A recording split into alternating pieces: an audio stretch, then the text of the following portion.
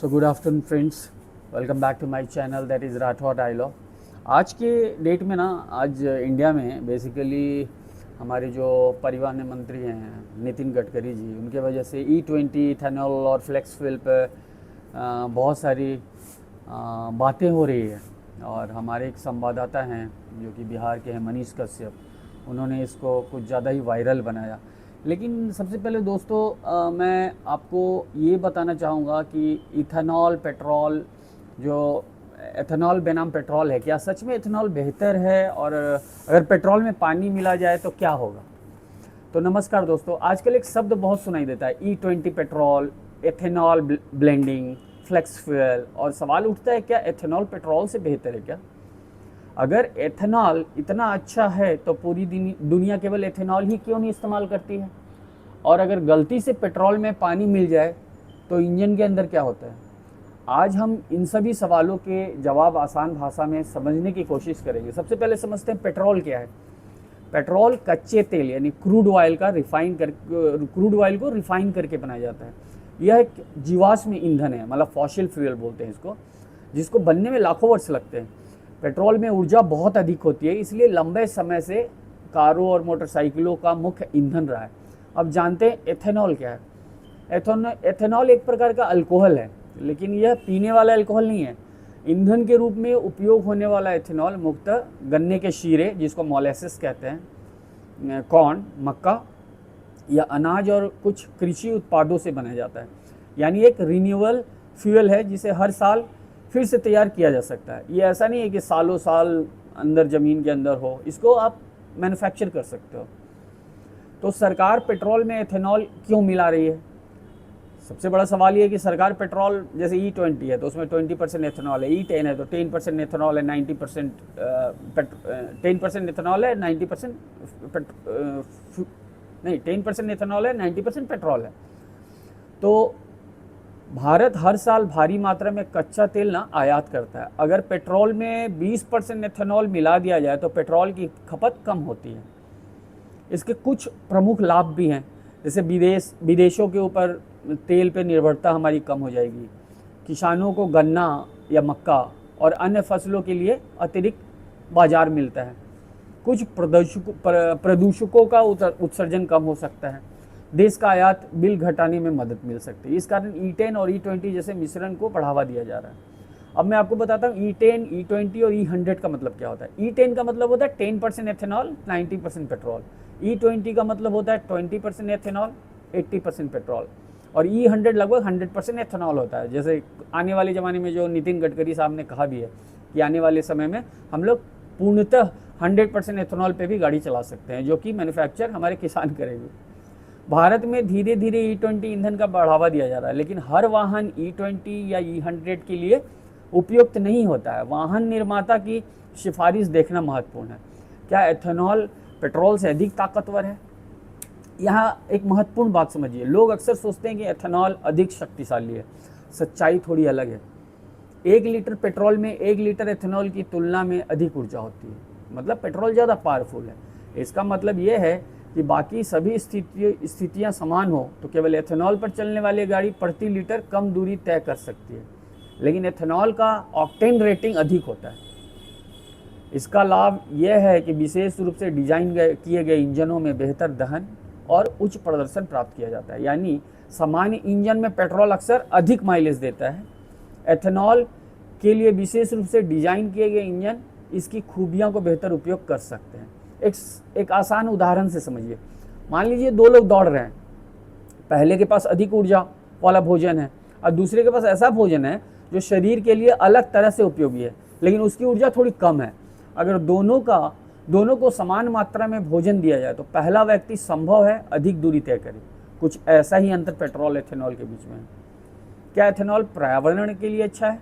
Ethanol पौधे से बनाया जाता है, इसलिए इसे नवीकरणीय ईंधन माना जाता है, लेकिन यह कहना पूरी तरह प्रदूषण मुक्त है सही नहीं होगा। फसल उगाने, सिंचाई, उर्वरक, परिवहन और उत्पादन में भी ऊर्जा लगती है, इसलिए इसका पर्यावरणीय प्रभाव इस बात पर निर्भर करता है कि इसका उत्पादन कैसे किया जाए। अब सबसे महत्वपूर्ण सवाल, अगर पेट्रोल में पानी मिल जाए तो क्या होगा? बहुत लोग सोचते हैं पानी भी तो तरल है, फिर क्या फ़र्क पड़ता है, लेकिन फ़र्क बहुत पड़ता है। पेट्रोल और पानी एक दूसरे में घुलते नहीं।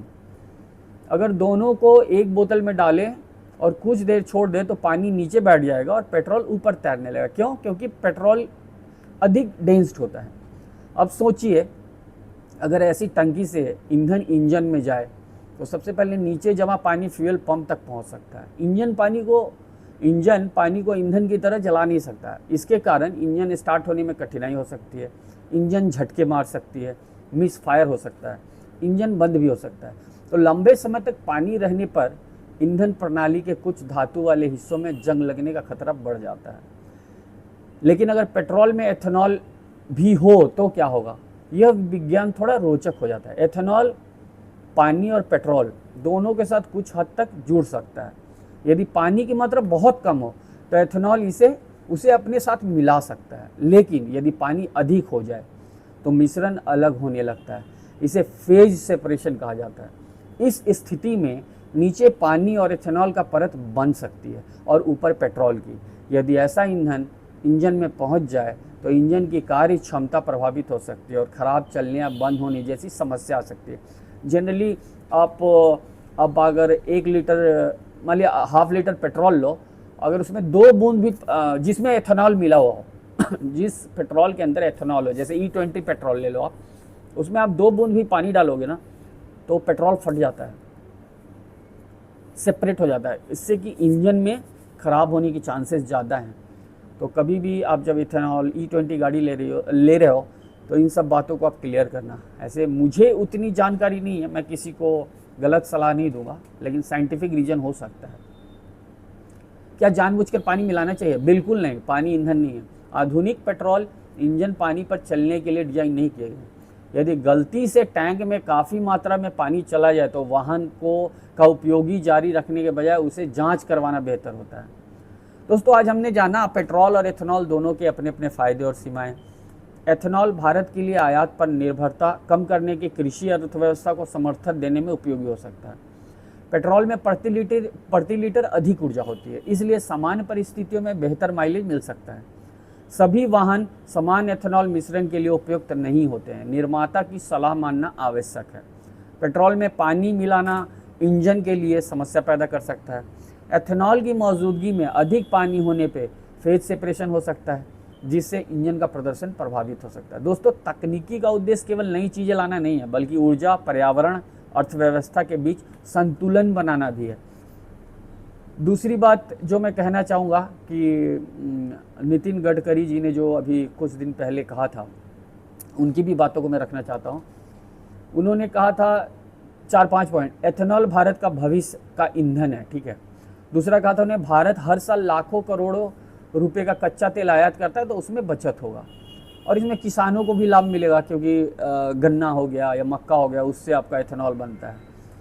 फ्लेक्स फ्यूल व्हीकल ही भविष्य है। मतलब नितिन गडकरी के अनुसार जो फ्लेक्स फ्यूल व्हीकल है वही हमारा फ्यूचर है और आने वाले दिनों में 100% एथेनॉल की दिशा में भारत है। हाल ही में नितिन गडकरी ने घोषणा भी की थी कि 100% आएंगे हम लोग। उन्होंने कहा कि आने वाले समय कई वाहन निर्माता E100 या उच्च एथेनॉल मिश्रण पर चलने वाले वाहन बाजार में लाएंगे। छठा, उन्होंने कहा था कि क्या E20 इंजन खराब कर सकता है? तो हाल के विवादों के बीच गडकरी जी ने पहले भी कहा है कि E20 को लेकर फैल रही जो आशंकाएं हैं वैज्ञानिक तथ्यों से मेल नहीं खाती। वहीं वाहन निर्माता भी कहते हैं कि E20 अनुकूल वाहनों में E20 से इंजन क्षति का प्रमाण नहीं मिला है। हालांकि एथेनॉल की ऊर्जा घनत्व कम होने के कारण माइलेज में फ़र्क पड़ेगा। माइलेज में 10% का फ़र्क आता है। जैसे आपकी गाड़ी माइलेज सपोज करिए 10 की माइलेज दे रही है तो 1 किलोमीटर का फ़र्क पड़ेगा। लेकिन क्या हर गाड़ी में E20 के लिए बनी है?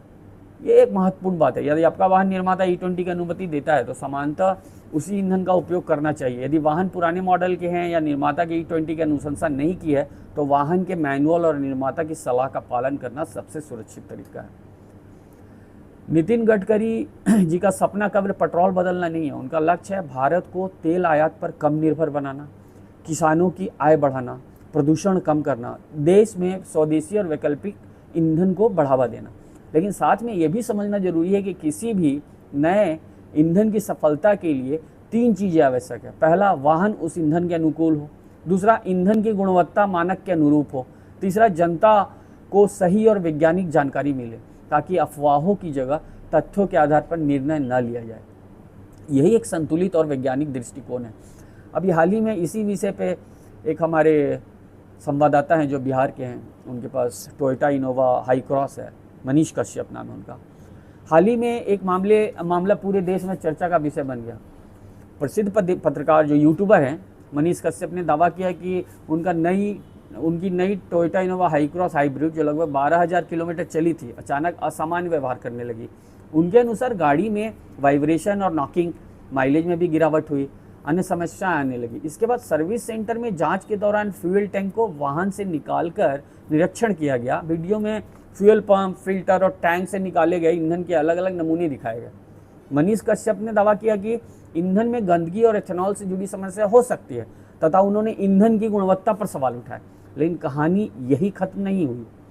टोयोटा ने बाद में आधिकारिक बयान जारी कर कहा कि उसकी जांच के अनुसार इनोवा हाई क्रॉस पूरी तरह E20 पेट्रोल के लिए डिजाइन और प्रमाणित वाहन है।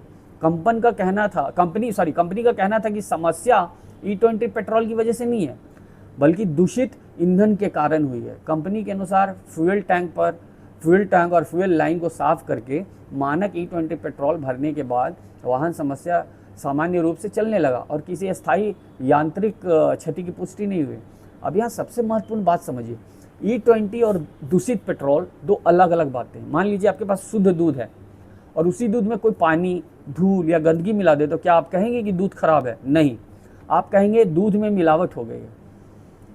इसलिए मनीष कश्यप जो संवाददाता हैं उनको समझना चाहिए कि आपने हो सकता है कहीं से फ्यूल भरवाया हो, वो कॉन्टामिनेटेड पेट्रोल हो, उसके कारण प्रॉब्लम हुई है।